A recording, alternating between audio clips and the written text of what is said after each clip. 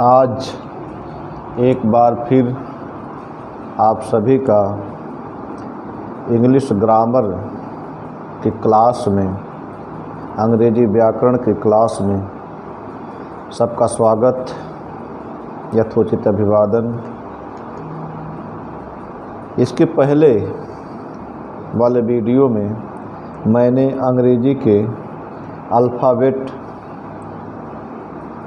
के विषय में, अंग्रेजी की वर्णमाला के विषय में चर्चा की थी और आज हम अंग्रेजी के जो वर्ण होते हैं, अक्षर होते हैं, उनके उच्चारण पर, उनके उच्चारण के जो नियम हैं उस पर चर्चा करेंगे, जिसको अंग्रेजी में रूल्स ऑफ प्रोनाउंसिएशन कहा जाता है।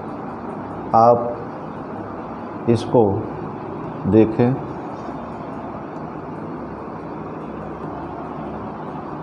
उच्चारण के नियम, रूल्स ऑफ प्रोनाउंसिएशन। आप इसमें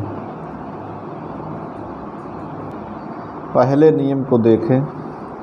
पहला नियम है, यदि सी अक्षर के बाद, सी वर्ण के बाद जब ई, सी के बाद जब ई, आई, वाई वर्ण आए तो सी को स पढ़ा जाता है, नहीं तो सी को क पढ़ा जाता है। कहने का तात्पर्य है, यदि सी के बाद, किसी शब्द में सी के बाद ई आए, आई आए अथवा वाई, इन तीनों में से कोई आता है तो सी को स पढ़ा जाता है।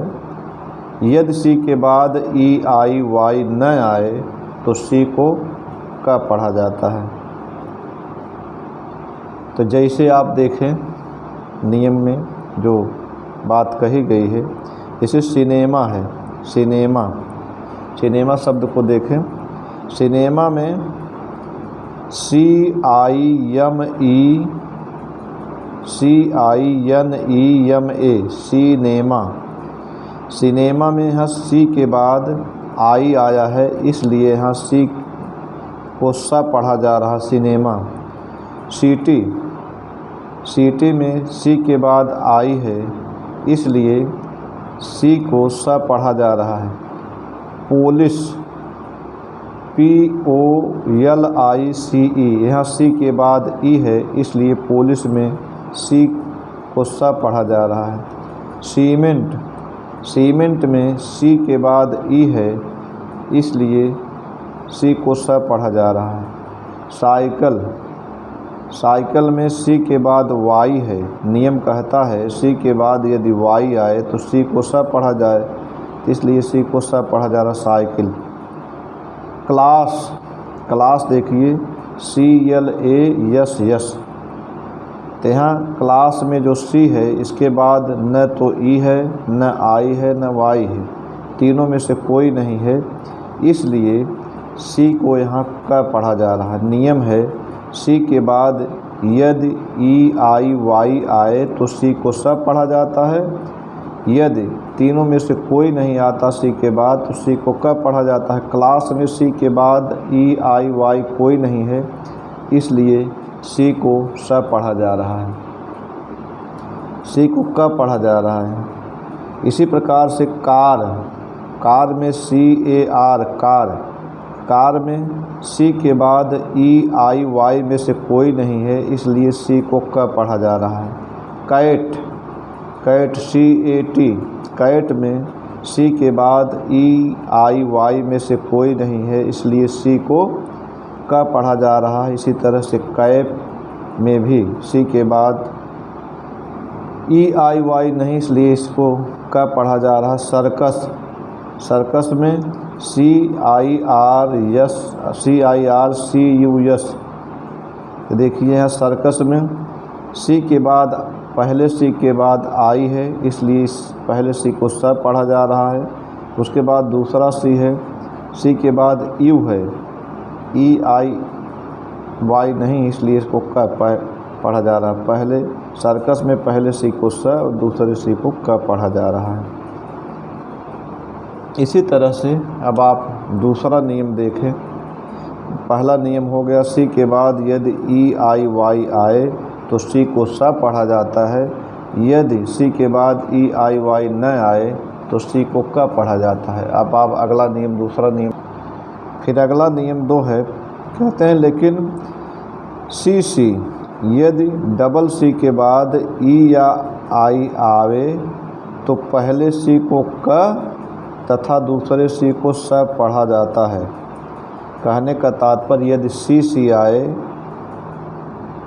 सी सी डबल सी के बाद ई या आई आए तो पहले सी को क और दूसरे सी को स पढ़ा जाता है। जैसे वैक्सीनेट, टीका लगाना, वैक्सीनेट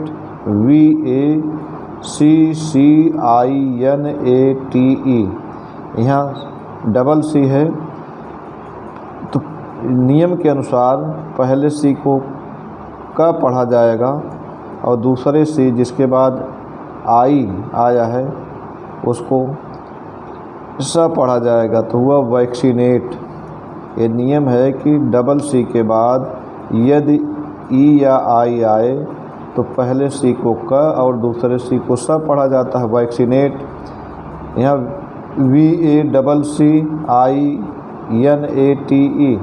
यहाँ पहला सी है, इसमें क पढ़ा जा रहा, दूसरा सी है उसके बाद आई है, दूसरे सी को क स पढ़ा जा रहा है, वैक्सीनेट।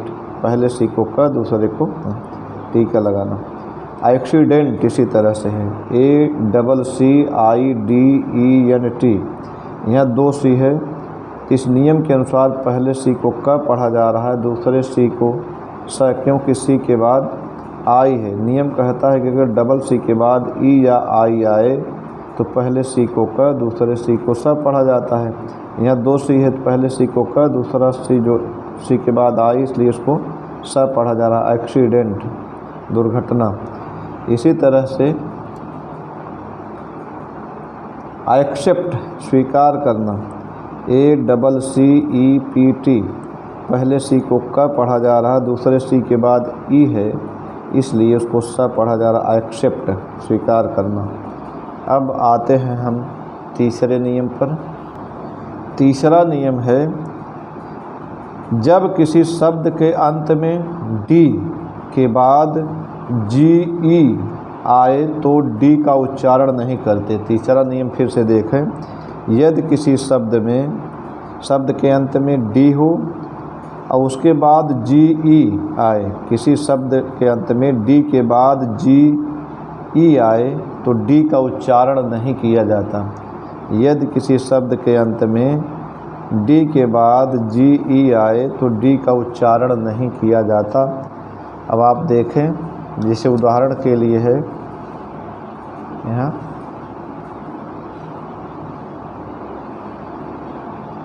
जैसे ब्रिज, ब्रिज माने पुल होता है, VRIDGE, इसमें कहता है कि डी के बाद यदि किसी शब्द के अंत में डी के बाद GE आए तो डी का उच्चारण होता है ब्रिज, BRIDGE। तो यहाँ ब्रिज उच्चारण होता है, ड का उच्चारण, डी का उच्चारण नहीं किया जाता, साइलेंट हो जाता है। इसी प्रकार से जज, JUDGE, यहाँ भी डी के बाद GE है शब्द के अंत में इसलिए डी का उच्चारण नहीं होता, जज, न्यायाधीश। अब आइए हम चलते हैं तीसरे नियम पर। आप देखें चौथा नियम, जब किसी शब्द के अंत में ई आवे तो उसका उच्चारण नहीं करते। किसी शब्द के अंत में ई आता है तो उसका उच्चारण नहीं होता, साथ ही उस ई के पहले प्रयुक्त होने वाले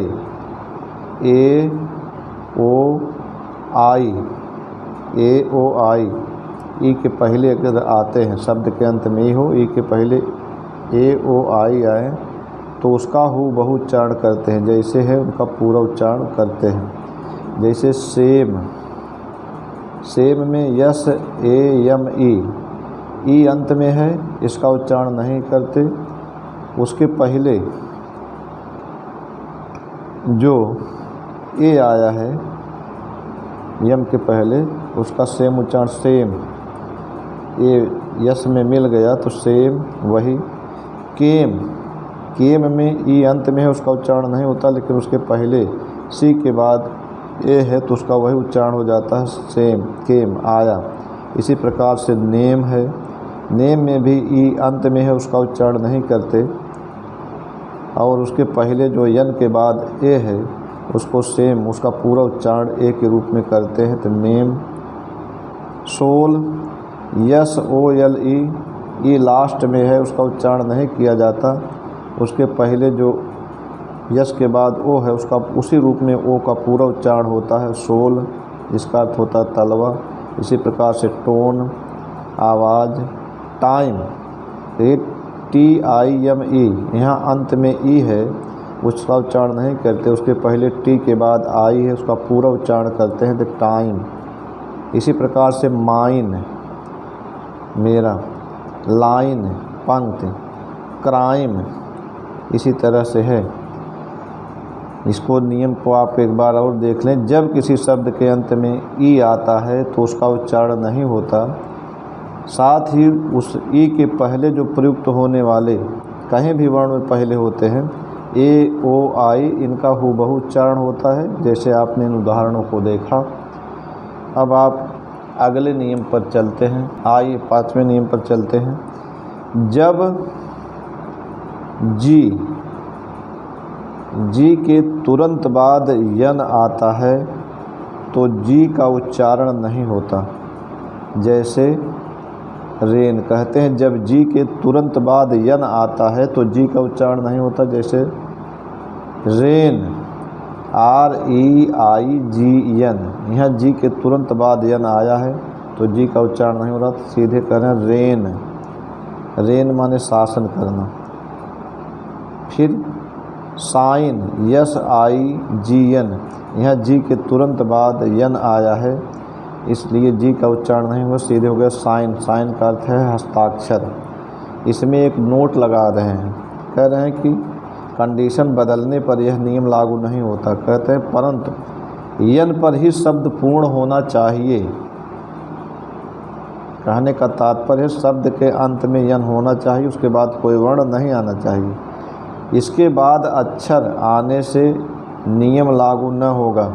अगर यन पर शब्द पूर्ण नहीं होता, उसके बाद भी कोई वर्ण आता है तो यह नियम लागू नहीं होगा। नियम नंबर 5, जैसे सिग्नल SIGNAL, यहाँ जी के बाद यन है, उसके बाद ए है तब यल है। यहाँ यन पर शब्द पूर्ण नहीं हो रहा है, इसलिए यह नियम नंबर 5 लागू नहीं हो रहा है। यहाँ पूरा उच्चारण हो रहा है सिग्नल, जिसका अर्थ होता है संकेत। Signature SIGNATURE, signature. यहाँ भी यन के बाद जी के बाद यन आ रहा, लेकिन उसके बाद शब्द पूर्ण नहीं हो रहा, उसके बाद ATURE है, इसलिए यहाँ पूरा उच्चारण हो रहा। नियम नंबर 5 लागू नहीं हो रहा है। नियम नंबर 5 कहता है जब जी के तुरंत बाद यन आता है तो जी का उच्चारण नहीं होता, लेकिन यन पर ही शब्द समाप्त होना चाहिए। यदि उसके बाद और वर्ण आते हैं तो यह नियम लागू नहीं होता। इस तरह से आज कुल आपने उच्चारण के 5 नियमों को देखा। बाकी नियमों पर अगले वीडियो में हम फिर चर्चा करेंगे। आज यहीं तक, धन्यवाद।